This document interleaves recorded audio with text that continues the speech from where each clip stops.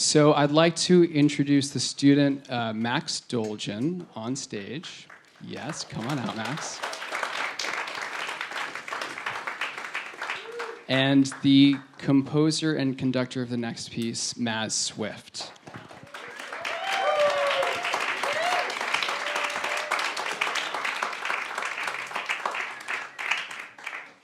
Hi, Mazz. Can you just tell us a little bit about yourself and about the music that you've written for us? Sure.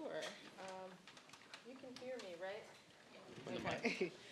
I'll hold the microphone. A little about myself and about the music we're going to play today, yes? Okay, so I'm Mazz Swift. I'm a violinist first, and a composer and new conductor. I had the pleasure of working with Butch Morris, who came up with a system of hand signals and gestures he called conduction, which is just a smushing of the words conducted improvisation. I had the pleasure of working with him for much of the last maybe 5 to 10 years of his life. And I just really felt the need to do more of that, more of that happen in the world. So that's basically what we're going to do tonight as well. So I have a question. As a violinist and someone on the jazz scene and playing in new music, how have groups like Mahavishnu Orchestra or artists like Jean Lupante influenced your playing? Hugely, actually. I was classically trained. I went to Juilliard. About halfway through my 4-year program, I was hipped to, I literally was only playing classical music and really only listening to it. But somebody played some Stefan Grappelli for me. So, that was the beginning of a journey. And then someone else gave me a record that had the Uptown String Quartet on it.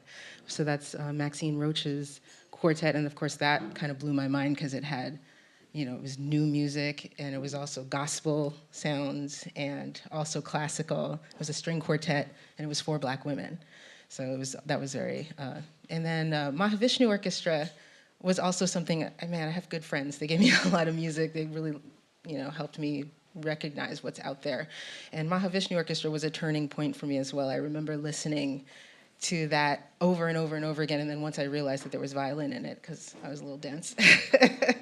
Well, he also had effects and things on his instrument. I started trying to learn the solos as I had, heard what, that's what people do. I'm actually sort of around the jazz scene. I think that's what you said, and that's exactly correct. So I'm definitely not in it. But yeah, that was one thing I learned from my jazz playing friends. Yeah, if you like a player, learn his music, learn how he's doing it. So lastly, I know we talked about music that influenced you, and now when you're walking down the street, what are 3 things that you've been really listening to lately? Silence, silence, and silence. Awesome. Thank you so much. Thank you. Yeah.